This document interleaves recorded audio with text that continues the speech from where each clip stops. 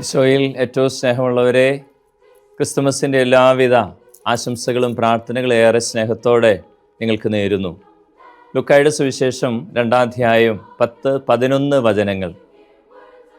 ദൂതൻ അവരോട് പറഞ്ഞു, ഇതാ സകല ജനത്തിനും വേണ്ടിയുള്ള സന്തോഷത്തിൻ്റെ സദ്വാർത്ത ഞാൻ നിങ്ങളെ അറിയിക്കുന്നു.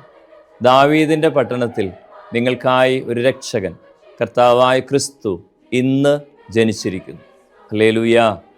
പ്രിയമുള്ളവരെ, ക്രിസ്തുമസിൻ്റെ സന്ദേശം ഇതുതന്നെയാണ്. നമുക്കായി ഒരു രക്ഷകൻ ജനിച്ചിരിക്കുന്നു. കർത്താവിൻ്റെ ഈ കടന്നുവരവ് നമ്മുടെ രക്ഷയ്ക്ക് കാരണമാകണം. കർത്താവിൻ്റെ തിരുപ്പിറവി നമ്മുടെ രക്ഷയ്ക്ക് ഉറപ്പായി മാറണം. ആഹ്ലാദ പ്രകടനങ്ങളും ആഘോഷങ്ങളും ലോകം മുഴുവനും തിമിർക്കുന്ന ഒരു രാത്രിയായിരുന്നല്ലോ ഈ കടന്നുപോയത്. ഈ ആഘോഷത്തിൻ്റെയും ഈ ആർഭാടത്തിൻ്റെ ഒക്കെ നടുവിൽ ക്രിസ്തു നഷ്ടപ്പെട്ടു പോകാൻ ഇടവരരുത്. രക്ഷകനെ നഷ്ടപ്പെട്ടു പോകാൻ ഇടവരരുത്. യോഹന്നാൻ്റെ 1-ാം ലേഖനം 3-ാം അധ്യായം 8-ാം വചനത്തിൽ നമ്മൾ വായിക്കുന്നുണ്ട്, പാപം ചെയ്യുന്നവൻ പിശാചിൽ നിന്നുള്ളവനാണ്, അവൻ്റെ പ്രവൃത്തികളെ നശിപ്പിക്കാനാണ് മനുഷ്യപുത്രൻ പ്രത്യക്ഷനായത്. അപ്പോൾ കർത്താവിൻ്റെ കടന്നുവരവ് പാപത്തിൽ നിന്നുള്ള രക്ഷയാണ്, ബന്ധനങ്ങളിൽ നിന്നുള്ള വിടുതലാണ്, മനുഷ്യൻ്റെ പൈശാചിക മേഖലകളിൽ നിന്നൊക്കെ വിശുദ്ധീകരിച്ച് അവനെ സ്വതന്ത്രരാക്കലാണ്. യോഹന്നാന്റെ സുവിശേഷം 8-ാം അധ്യായം 36-ാമത്തെ വചനത്തിൽ നമ്മൾ വായിക്കുന്നില്ലേ, പുത്രൻ നിങ്ങളെ സ്വതന്ത്രരാക്കിയാൽ നിങ്ങൾ യഥാർത്ഥത്തിൽ സ്വതന്ത്രരാണ്. നമ്മുടെ രക്ഷയെക്കുറിച്ചുള്ള ഈ ക്രിസ്തുമസിൻ്റെ അറിയിപ്പും ഇതുതന്നെയാണ്. അതുകൊണ്ട് എല്ലാവിധ ബന്ധനങ്ങളിൽ നിന്നും പാപത്തിൻ്റെ അടിമത്തങ്ങളിൽ നിന്നും ഒരു വിടുതൽ, ഒരു വിശുദ്ധീകരണം അതിന്ന് സംഭവിക്കട്ടെ. നമുക്ക് ദൈവകരങ്ങളിൽ നമ്മളെ സമർപ്പിക്കാം. ഈ ആഘോഷങ്ങളിൽ, ഈ കർമ്മങ്ങളിലൂടെ എല്ലാം കടന്നു പോകുമ്പോൾ ഈ ഒരാഗ്രഹം നമ്മുടെ ഉള്ളിൽ ആഴപ്പെടട്ടെ. ദൈവത്തിൻ്റെ ആ വിടുതൽ വിശുദ്ധീകരണത്തിലേക്ക് പങ്കുപറ്റുക എന്നുള്ള വലിയ അനുഗ്രഹം ഇന്ന് നമ്മളിൽ സംഭവിക്കട്ടെ.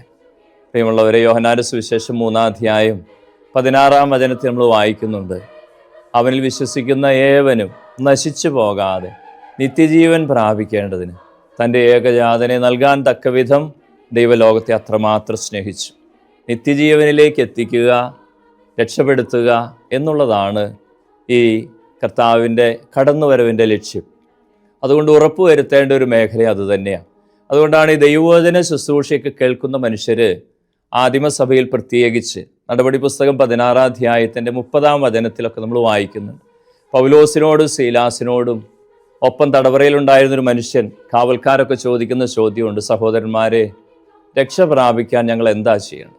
അപ്പോൾ അവരതിന് മറുപടി കൊടുക്കുന്നത് എങ്ങനെയാണ്? കർത്താവായ യേശു ക്രിസ്തുവിൽ വിശ്വസിക്കുക, നീയും നിൻ്റെ കുടുംബവും രക്ഷ പ്രാപിക്കും. സഖ്യവൂസിനോട് ഈശോ പറഞ്ഞത് അതാ, ഇന്ന് ഈ ഭവനം രക്ഷ പ്രാപിച്ചിരിക്കും. ലൂക്കാ 19-ന്റെ 9-ാമത്തെ വചനമാണ്. ഈശോ ആ ഭവനത്തിലെത്തുന്നത് രക്ഷയായി മാറി. പ്രിയമുള്ളവരെ, തിരുപ്പിറവിയുടെ ഏറ്റവും വലിയ സന്ദേശം രക്ഷയുടെ സന്ദേശമാണ്. നിൻ്റെ കുടുംബത്തിലേക്ക്, നിൻ്റെ ജീവിതത്തിലേക്ക്, നിൻ്റെ ഹൃദയത്തിലേക്ക് ദൈവസാന്നിധ്യം പ്രവേശിക്കട്ടെ. പത്രോസ് ശ്ലീഹ അതുകൊണ്ടാണ് 1 പത്രോസ് 3:15 ഓർമ്മപ്പെടുത്തുന്നത്, കർത്താവായ യേശു ക്രിസ്തുവിനെ നിൻ്റെ ഹൃദയത്തിൽ രാജാവായി പൂജിക്കുക. കർത്താവിൻ്റെ രക്ഷ നിൻ്റെ ജീവിത മേഖലകളിലെല്ലാം വ്യാപരിക്കാനുള്ള വഴി ഇതുതന്നെയാണ്. കർത്താവ് നിൻ്റെ ഭരണം ഏറ്റെടുക്കട്ടെ, ദൈവസാന്നിധ്യം നിൻ്റെ ജീവിതം ഏറ്റെടുക്കട്ടെ.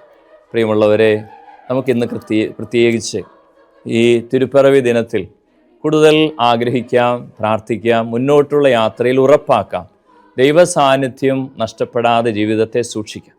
രക്ഷകൻ്റെ വലിയ കടന്നുവരവ് നഷ്ടപ്പെടാതെ സൂക്ഷിക്കാൻ, അവനെ ഒരിക്കലും ഹൃദയത്തിൽ നിന്ന് നഷ്ടപ്പെടുത്താതിരിക്കാൻ, അപ്രകാരം നമുക്കായി ഒരുക്കപ്പെട്ടിരിക്കുന്ന രക്ഷയുടെ വലിയ പദ്ധതിയോട് നമുക്ക് ചേർന്ന് നിൽക്കാൻ കഴിയട്ടെ.